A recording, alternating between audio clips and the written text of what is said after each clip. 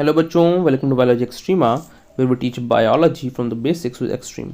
Myself Keshav Bansal and आज हम इस वीडियो में क्या स्टडी करेंगे। आज हम इस वीडियो में इम्यूनोलॉजी में सेल्स ऑफ इम्यून सिस्टम को स्टडी करेंगे। ठीक है, तो ये वीडियो जो होगा पार्ट 1 होगा जिसमें हम बेसिक्स स्टडी करेंगे और साथ में जैसे जो भी हमारे इम्यून सिस्टम है, ठीक है, एक ऑर्गन सिस्टम लेवल की हम बात कर रहे हैं। तो कोई भी अगर एक ऑर्गन सिस्टम लेवल होता है तो हमें पता है, हम पहले से पढ़ के आए हैं कि सेल जो होते हैं सेलुलर लेवल मिलके टिश्यूज़ बनाते हैं। टिश्यूज़ ऑर्गन्स, कई सारे ऑर्गन्स मिलेंगे ऑर्गन सिस्टम। ठीक है, तो एक ऑर्गन सिस्टम के अंदर कई सारे सेल्स होंगे।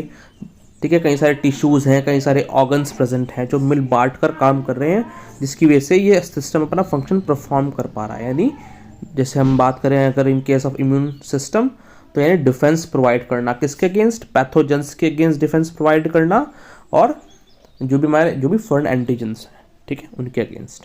क्लियर? तो सबसे पहले हम देखेंगे कि इन सेल्स का ओरिजिनेशन क्या हुआ है, क्या डिवीजन है, ठीक है, किस किस टाइप के सेल्स हैं। फिर हम क्या करेंगे, उनमें से कुछ सेल्स को हम लेंगे यहाँ पर। ठीक है, हम यहाँ पर आज स्टडी करेंगे ग्रेन्युलोसाइट्स को। ठीक है, अभी हम देखेंगे ग्रेन्युलोसाइट्स क्या होते हैं, उनके अंदर कौन कौन से सेल्स आते हैं और उनके अलावा भी और कौन से इम्यून सेल्स होते हैं। ठीक है, लेकिन आज हम क्या करेंगे, आज हम बेसिक स्टडी करेंगे। ठीक है, और उसके बाद स्पेसिफिकली ग्रेन्युलोसाइट्स को स्टडी करेंगे। सिंपल सा फंडा समझेंगे। ठीक है, कि हमारे पास एक टाइप के स्टेम सेल है जिन्हें हम कह रहे हैं हेमाटोपोएटिक स्टेम सेल। ठीक है, अब स्टेम सेल की बेसिक में बात करूँ तो स्टेम सेल की खासियत ये होती है कि इसके पास दो प्रॉपर्टीज़ होती हैं। एक तो क्या करेगा, ये डिफ्रेंशिएटेड सेल प्रोड्यूस करेगा।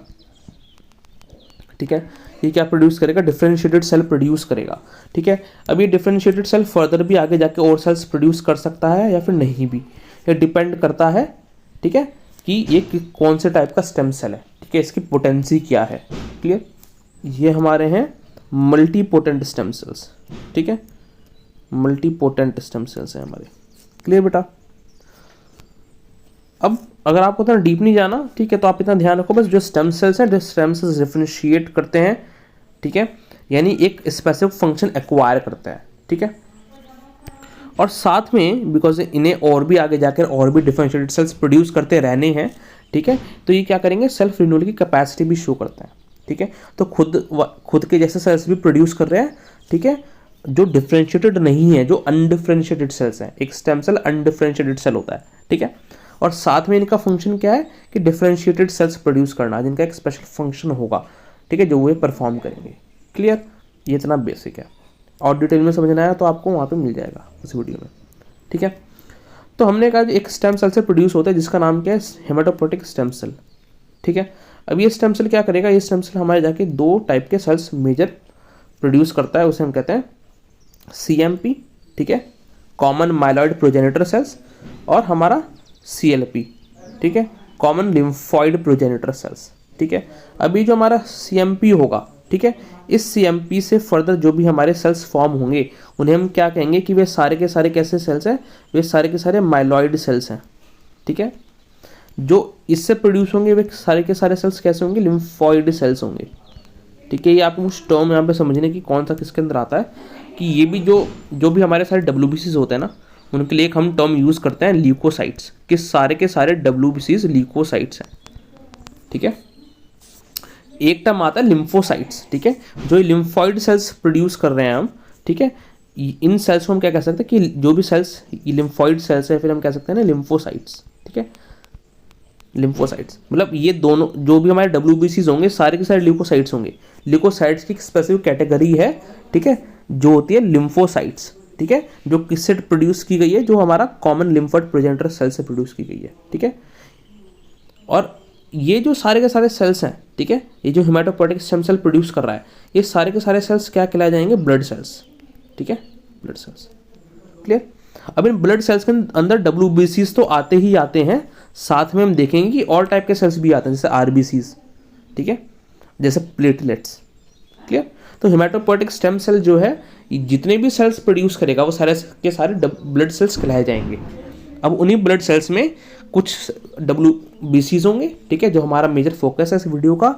RBCs भी बनते हैं और प्लेटलेट्स भी बनती है, जिन्हें मेगाकैरियोसाइट्स कहते हैं, अभी हम देखेंगे। ठीक है, उन्हीं WBCs को हम ल्यूकोसाइट्स भी कह सकते हैं। ठीक है, अब ल्यूकोसाइट्स में जितने भी यहाँ पर ल्यूकोसाइट्स बनेंगे, ठीक है। उन ल्यूकोसाइट्स में हमारे जो cells common lymphoid progenitor cell से बन रहे हैं, ठीक है, जिन्हें हम कह रहे हैं लिम्फॉइड सेल्स, ठीक है, या फिर लिम्फोसाइट सेल्स। क्लियर? तो आपको समझना जरूरी है कि कौन सी नाम किस चीज़ को शो कर रहा है, ठीक है, किस चीज़ को डिफाइन कर रहा है। क्लियर? और ये जो हम टर्म यूज़ कर रहे हैं प्रोजेनिटर सेल, ठीक है, यानी देखो कॉमन माइलॉइड प्रोजेनिटर, यानी माइलॉइड सेल्स के प्रोजेनिटर हैं, दाता हैं, ऐसी कॉमन लिम्फॉइड सेल्स के प्रोजेनिटर हैं, ठीक है। ऐसे जब आगे भी हम सब डिविजन्स करते हैं ना, तो जो सेल्स प्रोड्यूस करेंगे, ठीक है, मान लो इसमें से अभी एक हम एक्स टाइप का सेल फॉर्म करते हैं, और ये सेल जो होगा, ये सेल्स कल को जाके मोनोसाइट्स भी प्रोड्यूस करेगा, ठीक है, और न्यूट्रोफिल्स भी प्रोड्यूस करेगा, ठीक है। या कोई सेल वाई है जो इस, ठीक है, तो हम क्या लगा देंगे इस सेल के आगे कि ये क्या है, ये इओसिनोफिल प्रोजेनिटर है, ये क्या है, ये मोनोसाइट या फिर न्यूट्रोफिल प्रोजेनिटर सेल है, ठीक है। तो इसी तरीके से हम जो भी सेल प्रोड्यूस कर रहा है ना, उसके आगे बस प्रोजेनिटर लगा देते हैं। अब क्या हमें हर एक बिल्कुल डिटेल्ड वाइज जानने की ज़रूरत है कि बीच में कौन कौन से सेल्स बने? नहीं, ठीक है, हमें बिल्कुल हर डिटेल में पढ़ने की ज़रूरत नहीं है इस चीज़ को, ठीक है। जैसे एक ओरिजिनल चार्ट है जो क्यूबे से लिया गया है, ठीक है। अब देखो इसके अंदर कितने सारे सेल्स शो कर रखे हैं इन्होंने, ठीक, कि हेमाटोपोएटिक स्टेम सेल है जो सेल्फ रिन्यूअल कैपेसिटी तो शो करेगा ही, साथ में common myeloid progenitor cell produce कर रहा है और common lymphoid progenitor cell produce कर रहा है, ठीक है। उसके बाद ये फर्दर और टाइप के प्रोजेनिटर सेल्स प्रोड्यूस करेगा, जो जाके फर्दर और टाइप के सेल्स प्रोड्यूस करेंगे, जो हमारा मेन फोकस है, ठीक है। तो आप इसे समझ याद भी कर सकते हो, नहीं भी, ठीक है, आपकी चॉइस है, ये ज़रूरी नहीं है, ठीक है। इसलिए हम क्या करेंगे, हम सीधा पढ़ेंगे जो मेन सेल्स हैं जो से डायरेक्ट प्रोड्यूस हो रहे हैं, ठीक है, जो पूछा भी जाता है, ठीक है। कभी बीच के सेल्स इतना पूछे नहीं जाते क्योंकि वे इतने इंपॉर्टेंट नहीं है। क्लियर? तो जो भी हमारे myeloid common myeloid progenitor cells हैं, वो जो भी सेल्स प्रोड्यूस करेंगे वो कहलाए जाएंगे माइलॉइड सेल्स, और जो भी हमारे CLP common lymphoid progenitor sales produce करेंगे उन्हें हम कहेंगे लिम्फोसाइट्स या फिर लिम्फॉइड सेल्स, ठीक है। अब हम देख लेते हैं माइलॉइड सेल्स क्या क्या प्रोड्यूस करते हैं, ठीक है। माइलॉइड सेल्स हमारे क्या प्रोड्यूस करेंगे? माइलॉइड सेल्स हमारे बेटा ग्रेन्युलोसाइट्स प्रोड्यूस करेंगे, ग्रेन्युलोसाइट्स प्रोड्यूस करेंगे ये, ठीक है। ये हमारे क्या प्रोड्यूस करेंगे? ये हमारे RBCs प्रोड्यूस करेंगे, ठीक है। ये हमारे प्लेटलेट्स प्रोड्यूस करेंगे, ठीक है, जिन्हें हम मेगा कैरियोसाइट्स भी कह सकते हैं। ऐसे RBCs को हम एरिथ्रोसाइट्स कह सकते हैं, ठीक है, मेगा कैरियोसाइट्स, ठीक। अब क्या होता है, साथ में ये क्या प्रोड्यूस करते हैं? ये प्रोड्यूस करते हैं बेटा, ये प्रोड्यूस करेंगे मोनोसाइट्स, ठीक है। अब यूजुअली मोनोसाइट्स क्या करते हैं, हम देखेंगे ब्लड में सर्कुलेट करते हैं, ठीक है। ये आज का टॉपिक नहीं है, आज का मेन टॉपिक क्या है? आज का हमारा मेन टॉपिक ये है ग्रेनुलोसाइट्स, ठीक है। इन दोनों पर तो हम फोकस ही नहीं करेंगे क्योंकि हमारे भले ही ब्लड सेल्स हैं, भले ही ये कॉमन माइलॉइड प्रोजेनिटर सेल्स के डेराइवेशंस हैं, लेकिन ये क्या नहीं है, ये हमारे WBCs नहीं है, ठीक है। WBCs कौन से? ग्रेनुलोसाइट्स हैं, मोनोसाइट्स और जो हम आगे देखेंगे जैसे मैक्रोफेजेस, डेंड्राइटिक सेल्स, ठीक है। और आज का हमारा स्पेसिफिक फोकस क्या है? ग्रेनुलोसाइट्स पर, ठीक है। तो हम डिटेल में इसे स्टडी करेंगे, क्लियर। साथ में मैंने कहा कि जो मोनोसाइट्स होते हैं, मोनोसाइट्स भी प्रोड्यूस होते हैं। मोनोसाइट्स से क्या होता है, ये ब्लड में सर्कुलेट करेंगे, ये ब्लड में फॉर्म होने के बाद सर्कुलेट करते रहते हैं, फिर क्या करते हैं, माइग्रेट कर जाते हैं टिश्यूज़ में। अब ये वहाँ जाकर मैक्रोफाजेस भी प्रोड्यूस कर सकते हैं या फिर डेंड्राइटिक सेल्स भी प्रोड्यूस कर सकते हैं, ठीक है। कुछ केसेस में हम स्टडी करेंगे कि ज़रूरी नहीं है कि सारे के सारे मैक्रोफेजेस मोनोसाइट से प्रोड्यूस होंगे, ठीक है। कुछ मैक्रोफेजेस कभी मोनोसाइट्स होते नहीं, वो हमेशा से ही उस टिश्यूज़ में रहते हैं, ठीक है। ऐसे कुछ डेंड्राइटिक सेल्स हमेशा से टिश्यूज़ में रहते हैं, वो कभी मोनोसाइट्स नहीं होते। लेकिन यूजुअल केसेस में पहले मोनोसाइट बनता है और मोनोसाइट ब्लड में सर्कुलेट करेगा, और जब वो टिश्यूज़ में चला जाएगा, टिश्यूज़ में जाने के बाद वो किस में कन्वर्ट हो जाएगा, या तो मैक्रोफेजेस में, डेंड्राइटिक सेल्स में, ठीक है। अगर आप कुछ भी समझ नहीं आ रहा, ठीक है, आपको बेसिक ना चीज़ क्या ध्यान रखनी है जो इसका बेसिक है, ठीक है, कि ग्रेनुलोस की कौन कौन से सेल्स फॉर्म हुए हैं, ठीक है, कि ल्यूकोसाइट्स क्या होता है, लिम्फोसाइट्स क्या होते हैं, माइलॉइड सेल्स कौन से हैं, ग्रेनुलोसाइट्स कौन से हैं, इस तरीके से, ठीक है। ये इतना आपको पता होना चाहिए, ठीक है, कौन से ब्लड सेल्स हैं, ठीक है। अब क्या होता है, जैसे ग्रेनुलोसाइट्स जो हमारा आज का मेन फोकस है, उन्हीं ग्रेनुलोसाइट्स के अंदर हमारे 3 सेल्स आते हैं मेनली, वो होते हैं न्यूट्रोफिल्स, इओसिनोफिल्स और हमारे बेसोफिल्स, ठीक है। अब बेसोफिल्स के साथ साथ यहाँ पे एक टाइप और भी आती है, उसे हम कहते हैं मास्ट सेल्स, ठीक है। ये हैं लगभग बिल्कुल बेसोफिल्स जैसे ही, ठीक है। तो कई बार हम ऐसे भी कह देते हैं बेसोफिल्स या फिर मास्ट सेल्स, ठीक है। तो मेजर 3 यही कैटेगरी है, न्यूट्रोफिल्स, यूसिनोफिल्स या फिर बेसोफिल्स। मास्ट सेल्स थोड़ा सा डिफ्रेंशिएट करते हैं, लेकिन लगभग वही बेसोफिल्स जैसे ही सेल्स है, ठीक है। और ठीक, अब हम देख लेते हैं एक बार। और हमारा क्या बचता है, हमारा एक ही बचता है लिम्फॉइड प्रोजेनिटर सेल्स, ठीक है, जिसकी हमने बात करी, जो लिम्फोसाइट्स प्रोड्यूस कर रहा है, ये फिर हम कह सकते हैं लिम्फॉइड सेल्स प्रोड्यूस कर रहे हैं। ये कौन कौन से सेल्स प्रोड्यूस कर सकते हैं, इसकी हम बात कर लेते हैं। तो जो भी हमारे लिम्फॉइड सेल्स हैं, ठीक है, जो भी हमारे लिम्फॉइड सेल्स हैं या फिर लिम्फोसाइट्स हैं, ये 3 टाइप के सेल्स प्रोड्यूस करेंगे। बी लिम्फोसाइट्स, ठीक है, जिसे हम बी सेल्स भी कह सकते हैं, बी सेल, ठीक। टी लिम्फोसाइट्स यानी टी सेल, ठीक है। और एक होते हैं हमारे नेचुरल किलर सेल्स, ठीक है। अब इनमें खास बात क्या है कि ये जो दोनों के दोनों सेल्स हैं, ठीक है, बी सेल्स और टी सेल्स, ठीक है, इनकी भी बहुत सारी सब टाइप्स होती हैं, लेकिन मेजर बात क्या है कि ये जो इम्यून रिस्पॉन्स प्रोड्यूस करते हैं वो होता है adaptive immune response. Adaptive immune response कौन से, बी सेल और जो टी सेल प्रोड्यूस करते हैं, ठीक है। और जो बाकी हमने स्टडी किए जैसे ग्रेनुलोसाइट्स हो गया, ठीक है, monocytes, macrophages, dendritic sales and even natural killer cells भी, ठीक है, ये जो सारे के सारे सेल्स हैं, ये किसका पार्ट है, ये इनेट इम्यून सिस्टम का पार्ट है, फिर इनेट इम्यून रिस्पॉन्स के लिए रिस्पॉन्सिबल है, ठीक है। अब इनेट इम्यून रिस्पॉन्स क्या है और एडेप्टिव क्या है, क्या डिफरेंस है, ये हम ऑलरेडी एक वीडियो में डिस्कस कर चुके हैं, तो आप वो वीडियो देख सकते हो इम्यूनोलॉजी की प्लेलिस्ट में, क्लियर। तो अब हम बात करते हैं, जो भी हम सारा एक बार पढ़ा उसे देख लेते हैं, ठीक है।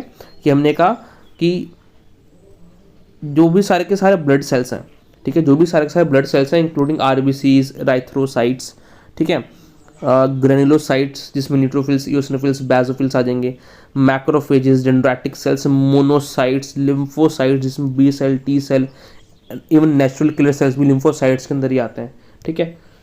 तो ये सारे के सारे जो सेल टाइप हैं ये किससे ओरिजिनेट हुए हैं, एक सिंगल प्रीकर्सर से ओरिजिनेट हुए हैं, जिसे हमने कहा है हेमाटोपोएटिक स्टेम सेल, ठीक है, उससे प्रोड्यूस हुए हैं। वो ऑब्वियसली बात, हमने पूरा चार्ट देखा है कि डायरेक्टली प्रोड्यूस नहीं हुए, ठीक है, बीच में और भी मीडिएटर्स हैं, ठीक है, पर उसके थ्रू प्रोड्यूस हुए हैं, ठीक है। हर बार डिफ्रेंशिएशन होता गया है और हर बार एक स्पेशलाइज फंक्शन एक्वायर किया है इन्होंने, ठीक है। बट हम मोटा मोटा कह सकते हैं कि इनका कहीं ना कहीं दाता कौन था, इनका दाता हेमाटोपोएटिक स्टेम सेल था, जिस प्रोसेस के थ्रू ये प्रोड्यूस हुए हैं सारे के सारे ब्लड सेल्स, ठीक है, चाहे आरबीसीज हो, सारे के सारे, ठीक है। अगर हम ब्लड सेल्स की बात करें तो जिस प्रोसेस से वे प्रोड्यूस हुए हैं हेमाटोपोएटिक स्टेम सेल से, तो वो कहलाता है प्रोसेस हेमाटोपोइसिस, ठीक है। अब ये होता कहाँ है, ये सारा का सारा प्रोसेस होता है प्राइमरी लिम्फोइड ऑर्गन्स में, ठीक है। अब ये प्राइमरी लिम्फोइड ऑर्गन्स क्या है, ठीक है, इसे हम सेपरेट वीडियो में स्टडी करेंगे। जैसे हमने कहा भाई कोई भी हमारा अगर एक सिस्टम है, ठीक है, उस सिस्टम में सेल्स भी होंगे, टिश्यूज़ भी होंगे, ऑर्गन्स भी होंगे, वे सब एक दूसरे से कम्युनिकेट कर रहे हैं तभी फंक्शन परफॉर्म कर पा रहे हैं, ठीक है। तो क्या होता है हमारा, ये जो हमारे सारे के सारे सेल्स हैं इम्यून सिस्टम के, ये होते हैं, इन्हें प्रोलिफरेट करने की भी ज़रूरत है, इनकी ओरिजिनेशन की ज़रूरत है, इनकी मैच्योरेशन की ज़रूरत है, ठीक है, इन्हें एंटीजन जो है उससे एक्सपोजर कराने की ज़रूरत है। तो बहुत सारे वर्क हैं, ठीक है। तो उस बेसिस पर वो जो सारे के सारे वर्क हैं, ठीक है, वो डिफरेंट फैक्ट्रीज में होते हैं, ठीक है।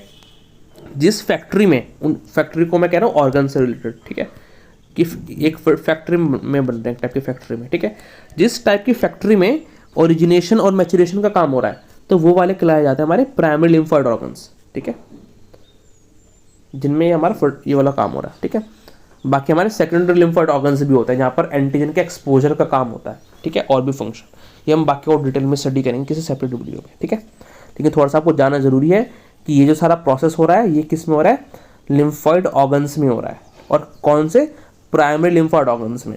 अब प्राइमरी लिम्फोइड ऑर्गन्स के अंदर क्या क्या आ जाता है, प्राइमरी लिम्फोइड ऑर्गन्स के अंदर आपका आ जाएगा बोन मैरो एंड थाइमस।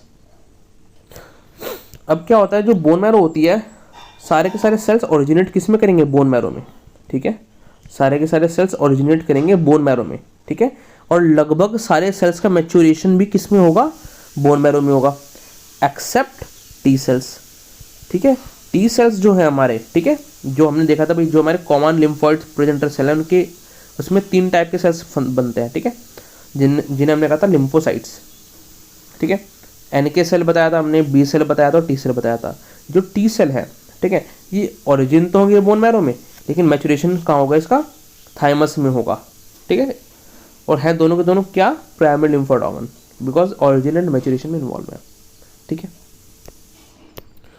अब क्या होता है, ये वाली बात जो हमने बात करी कि हेमाटोपोएटिक स्टेम सेल जो है, ठीक है, वो 2 टाइप के, कॉमन माइलॉइड प्रोजेनिटर सेल या फिर कॉमन लिम्फोइड प्रोजेनिटर सेल, ठीक है। हमें पता है भाई ये एरेथ्रोसाइट्स भी प्रोड्यूस करते हैं, तो यहाँ पर एरेथ्रॉइड भी लगा दिया, ठीक है। लेकिन आप कॉमनली क्या यूज़ करो, common myeloid progenitor cell. Common myeloid progenitor cell में हमने क्या क्या देखा कि ये क्या प्रोड्यूस कर रहे हैं, ये हमारे ग्रेनुलोसाइट्स भी प्रोड्यूस कर रहे हैं, जैसे कि neutrophils, basophils, eosinophils, mast cells, ठीक है। साथ में मोनोसाइट्स, मैक्रोफेजेस, डेंड्राइटिक सेल्स नहीं लिखा, डेंड्राइटिक सेल्स भी प्रोड्यूस करते हैं। एरेथ्रोसाइट्स, मेगाकैरियोसाइट्स जिन्हें प्लेटलेट्स भी कहते हैं, ये आरबीसीज हो गए हमारे, ठीक है, ये सब प्रोड्यूस करते हैं, ये भी हमने देख लिया, ठीक है। कॉमन लिम्फोइड प्रोजेनिटर सेल के अंदर जो हमने बात कर कि वे रिस्पॉन्सिबल किसके लिए होते हैं, एडेप्टिव इम्यून सिस्टम के लिए, ठीक है, और स्पेशली कौन से cells, B and T cells, ठीक है। जबकि जो NK सेल्स होता है वो हमारे इनेट इम्यून सिस्टम के लिए रिस्पॉन्सिबल है, लाइक ऑल अदर जो भी हमने सारे देखे ना, जो भी ये जो कॉमन माइलॉइड प्रोजेनिटर सेल में WBCs प्रेजेंट है, ठीक है, यानी अगर हम इन दोनों को रिमूव कर दें तो जितने भी सारे हमारे WBCs हैं ये सारे भी इनेट इम्यून सिस्टम में इन्वॉल्व होते हैं, ठीक है, उसका ही पार्ट है, क्लियर। और ये तो बात कर ही लिया हमने कि जो भी इसके सेल्स होंगे हम क्या कहेंगे, लिम्फोसाइट्स। फिर आते हैं हम ग्रेनुलोसाइट्स पर। तो जैसे हमें पता है, जो भी बताया मैंने, इनेट इम्यून सिस्टम की सारा पार्ट है, ठीक है। इंपॉर्टेंट बात यहाँ पर क्या है कि न्यूक्लियाई जो होंगे वो मल्टी लोब्ड होंगे, न्यूक्लियाई जो होंगे मल्टी लोब्ड होंगे, इसलिए हम क्या कह रहे हैं, पॉलीमॉर्फो न्यूक्लियर ल्यूकोसाइट्स, ठीक है, ग्रेनुलोसाइट्स को, क्लियर। और जो साइटोप्लाज्म होता है ग्रेनुलोसाइट्स का, उनके अंदर ग्रेन्यूल्स प्रेजेंट होता है, ठीक है। और जो ग्रेन्यूल्स होंगे उन ग्रेन्यूल्स के अंदर डिफरेंट डिफरेंट प्रोटीन्स प्रेजेंट होंगे, जिस बेसिस पर उनका फंक्शन अलग अलग होगा। यानी जैसे न्यूट्रोफिल्स है तो उसके अंदर डिफरेंट ग्रेन्यूल्स प्रेजेंट है, ठीक है। यूसिनोफिल्स है तो उसके अंदर डिफरेंट ग्रेन्यूल्स प्रेजेंट है, ठीक है, जो डिफरेंट डिफरेंट उसका एक डिस्टिंक्ट फंक्शन प्रोवाइड करेंगे उस स्पेसिफिक सेल टाइप को, ठीक है। तो वो हम देख लेते हैं। तो जैसे न्यूट्रोफिल्स है, अच्छा ये वाला जो पार्ट है, ठीक है, ये एक जनरल पार्ट, मतलब इतना इंपॉर्टेंट नहीं है, आप नॉलेज के लिए थोड़ा सा याद रख सकते हो, ठीक है, अगर आपको डीप कभी पढ़ना है। तो न्यूट्रोफिल्स जो है उसके अंदर आपको प्रोटीएसेस मिल जाएंगे, ठीक है, जो प्रोटीन को तोड़ता है, ठीक है, कैटाबोलाइज करेंगे। तो जैसे टिश्यू मॉडलिंग में फंक्शन हो गया, एंटी माइक्रोबियल प्रोटीन्स हो गए, डिफेंसेंस, लाइसोजाइम्स, ठीक है, तो पैथोजन के अगेंस्ट एक्शन लेते हैं। यूसिनोफिल्स में जैसे कैटानिक पेप्टाइड्स मिल जाएंगे, लाइक EPO, तो वो क्या करते हैं, वो रिएक्टिव ऑक्सीजन स्पीशीज प्रोड्यूस करते हैं, तो ये भी पैथोजन को हार्म करने के लिए या उसे किल करने के लिए, ठीक है। साइटोकाइंस प्रोड्यूस करते हैं, जैसे ECP, EDN, ठीक है, ये एंटीवायरल एक्टिविटी शो करते हैं। अब ये भी इंपॉर्टेंट है कि सारे के सारे साइटोकाइंस जो होते हैं, सारे के सारे साइटोकाइंस का सेम फंक्शन नहीं होता, ठीक है, लेकिन यहाँ पर जो यूज़ किए गए हैं ECF और EDN, उनका स्पेसिफिक फंक्शन क्या है, एंटीवायरल एक्टिविटी शो करने का। बेसोफिल्स हो गया, मास्ट सेल्स हो गया, उसमें ल्यूकोट्राइन्स मिल जाएंगे जो इन्फ्लामेशन को रेगुलेट करते हैं, ठीक है। ये बिल्कुल भी यूजलेस नहीं है, अभी हम देखेंगे आगे जाके थोड़ा सा, जब हम डिटेल में अभी स्टडी करेंगे तो वहाँ अभी हमें कॉमन फंक्शन मिल जाएंगे इसमें से, ठीक है। हिस्टामिन हो गया, हिस्टामिन क्या करता है, वैसोडाइलेशन, ठीक है। साथ में सीरोटोनिन भी सिक्रेट करते हैं जो वैसो कॉन्स्ट्रक्शन करता है, ठीक है। तो ये वाली बात में पता है, न्यूट्रोफिल्स, यूसिनोफिल्स, बेसोफिल्स और मास्ट सेल्स इसके इसमें ये सारे क्या है, ग्रेनुलोसाइट्स है, ठीक है। अब न्यूट्रोफिल्स की हम बात करते हैं। न्यूट्रोफिल्स में क्या है बेटा, न्यूट्रोफिल्स के अंदर कि ये मल्टाइलोब्ड न्यूक्लियस प्रेजेंट है, तो दिख रहा है हमें फिगर के अंदर, ठीक है, मल्टाइलोब्ड न्यूक्लियस प्रेजेंट है। ग्रेनुलेटेड साइटोप्लाज्म तो सारे ग्रेनुलोसाइट्स में होगा ही होगा, ठीक है।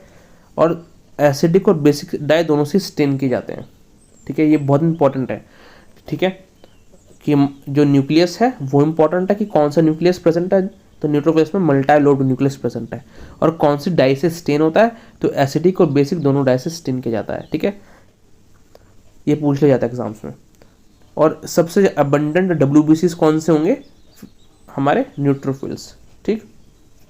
अब क्या होगा, जब इन्हें बोन मैरो बनाएगी तो इन्हें ब्लड में रिलीज कर देगी, ब्लड में रिलीज करने के बाद ये सर्कुलेट करते रहेंगे और कुछ टाइम के बाद ये किस में माइग्रेट कर जाएंगे, टिश्यूज में माइग्रेट कर जाएंगे, ठीक है। अब एक ये प्रॉपर्टी समझो, अगर कोई भी चीज़, अब ये सिर्फ इम्यून सेल से लिंक्ड नहीं है, अब कोई भी चीज़ अगर ब्लड वेसल्स में माइग्रेट कर रही है, एंटर कर रही है टिश्यू स्पेस से, तो वो फिनोमेना होगा इंट्रावेस्टेशन, ठीक है। और कोई भी चीज़ ब्लड वेसल से निकल के बाहर जा रही है किसी टिश्यूज़ में, तो वो होगा एक्स्ट्रावेस्टेशन, ठीक है।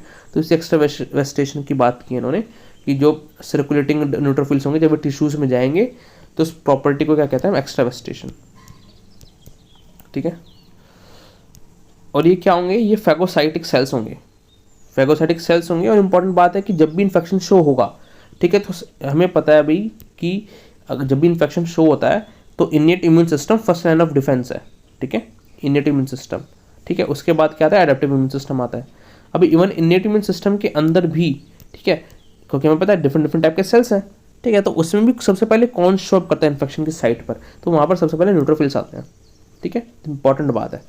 क्लियर, बच्चे को तो पता होता है कि ये फर्स्ट लाइन ऑफ डिफेंस है, लेकिन इसके अंदर भी फर्स्ट लाइन ऑफ डिफेंस क्या है, मतलब जो अगर हम सेल्स की बात कर रहे हैं। ठीक है, बाकी हमने एक चीज़ डिटेल में स्टडी करी कि सबसे पहला इवन इनेट इम्यून सिस्टम के अंदर भी सबसे पहले बैरियर्स होता है। ठीक है, सबसे पहले first line of defence actually barriers होते हैं, जैसे स्किन हो गया, ठीक है, जैसे अब म्यूकोजल एपिथेलियल टिश्यू हो गया।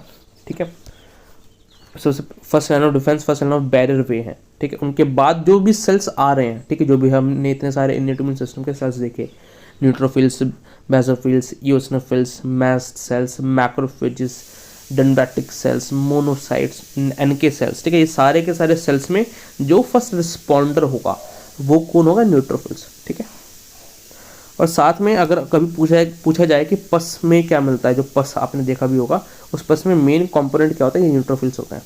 ठीक है, तो सारे जो फैक्ट्स हैं इन्हें ध्यान रखना। ठीक, अब हम बात करते हैं ईओसिनोफिल्स की। ईओसिनोफिल्स कैसे हैं, बाइलोब्ड न्यूक्लियस है इनका, एसिडिक डाई से स्टेन किए जाते हैं, इंपॉर्टेंट है, एसिडिक डाई से स्टेन किए जाएंगे खाली, और बाइलोब्ड है। ठीक है, WBCs का 1-3% ही फॉर्म करता है। ठीक है, तो सबसे ज़्यादा न्यूट्रोफिल्स ग्रेनुलोसाइट्स में, उसके बाद ईओसिनोफिल्स, और उसके बाद बेसोफिल्स एंड मास्ट सेल्स। ठीक है, उनका लगभग जो नंबर है लगभग सेम ही है और बहुत कम है। ठीक है, ये भी फैगोसाइटिक सेल्स होंगे। ठीक है, ये किसके अगेंस्ट स्पेसिफिकली एक्शन लेते हैं, प्रोटोजोन पैरासाइट्स के अगेंस्ट और हेलमिंथिक पैरासाइट्स के अगेंस्ट। ठीक है, कैसे लेते हैं, कैटायनिक पेप्टाइड्स प्रोड्यूस कर सकते हैं, जो हमने भी देखा। ठीक है, रिएक्टिव ऑक्सीजन इंटरमीडिएट्स प्रोड्यूस कर सकते हैं। क्लियर, ये सारी बातें हमने देखी। और मेन बात क्या है कि ये तो था इनका पॉजिटिव रिस्पॉन्स, ये था इनका पॉजिटिव रिस्पॉन्स। ठीक है, कैसे पैथोजन को धूल चटाएंगे। यहाँ पर क्या है कि इनके कुछ नेगेटिव्स भी हैं कि ये अस्थमा और एलर्जी में भी के लिए भी रिस्पॉन्सिबल है। ठीक है, बेसोफिल्स, बेसोफिल्स की हम बात करें तो बेसोफिल्स में क्या आपको लोब्ड न्यूक्लियस होगा। ठीक है, लोब्ड न्यूक्लियस दिख रहा है हमें, ना मल्टी लोब्ड है ना बाइलोब्ड है। ठीक है, बेसिक डाई प्रेजेंट होगी, बेसिक डाई से सॉरी स्टिन किया जा सकता है। तो हमारे न्यूट्रोफिल्स बेसिक एसिडिक दोनों से स्टिन किया जा सकता है और मल्टी लोब्ड होगा, जबकि जो हमारा ईओसिनोफिल्स हैं वे बाइलोब्ड न्यूक्लियस होंगे और एसिडिक डाई से स्टिन किए जा सकते हैं। ठीक है, और बेसोफिल्स जो होंगे हमारे, वे हमारे लोब्ड न्यूक्लियस तो है, ठीक है, लेकिन मल्टी लोब्ड नहीं है। ठीक है, और बेसिक डाई से स्टिन किया जा सकता है। क्लियर, लेस देन 1% होंगे टोटल सर्कुलेटिंग WBCs के, और नॉन फैगोसाइटिक होंगे, जबकि हमारे न्यूट्रोफिल्स और हमारे ईओसिनोफिल्स दोनों ही फैगोसाइटिक सेल्स हैं। फंक्शन क्या परफॉर्म करते हैं, ये हिस्टामिन सिक्रेट करेंगे जो वैसोडाइलेशन करवाता है, सीरोटोनिन सिक्रेट करेंगे जो वैसो कॉन्स्ट्रक्शन करवाता है, ऐसे प्रोस्टाग्लैंडिन सिक्रेट कर रहे हैं, लिकोट्रिन का हम देखा था कि इन्फ्लामेशन को रेगुलेट करते हैं, एंड एज अ रिजल्ट ये एलर्जिक रिस्पॉन्सेज में भी के लिए भी रिस्पॉन्सिबल होंगे। ठीक है, और बहुत इंपॉर्टेंट बात है कि जो IgE टाइप की एंटीबॉडी होती है, ठीक है, उसके लिए हाई एफिनिटी शो करते हैं। ठीक है, कि उसके लिए इन पर रिसेप्टर्स प्रेजेंट होते हैं। क्लियर,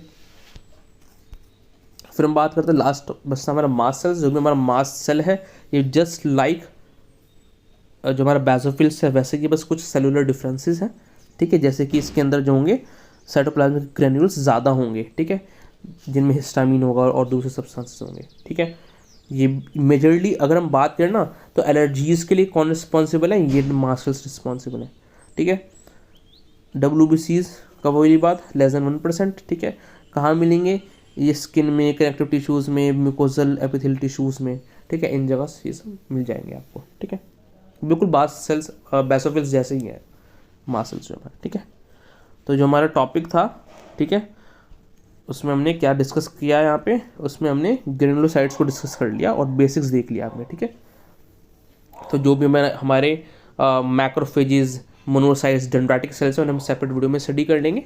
ठीक है, और भी जो हमारे लिम्फोसाइट्स बचते हैं उन्हें और सेपरेट वीडियो में डिस्कस करेंगे। ठीक है, इनके डिफरेंट पार्ट्स बनेंगे, काफ़ी लंबा टॉपिक है ये। क्लियर। और सारा का सारा ना बेटा, ये सारा का सारा फैक्चुअल डाटा है, ठीक है। तो आपको मोस्टली याद ही करना पड़ेगा, कोई प्रोसेस नहीं है इसके अंदर, ठीक है। तो आई होप आपको वीडियो समझ में आया होगा। अगर आपको वीडियो अच्छा लगा, वीडियो को लाइक करें, चैनल को सब्सक्राइब करें, एंड जो भी सारे वीडियोज़ है उसे शेयर करें ताकि और की भी हेल्प हो सके। एंड प्लीज़ डोनेट करें, ओनली 10 रुपीज़ पर मंथ। इस आपकी लाइफ में, मेरी लाइफ में एंड इस वर्ल्ड में डिफरेंस क्रिएट होगा। And I will be more motivated कि मैं आपको नोबल सर्विस प्रोवाइड कर सकूँ, better books and tech buy कर सकूँ। So thank you from Biology Extrema. See you next time, take care.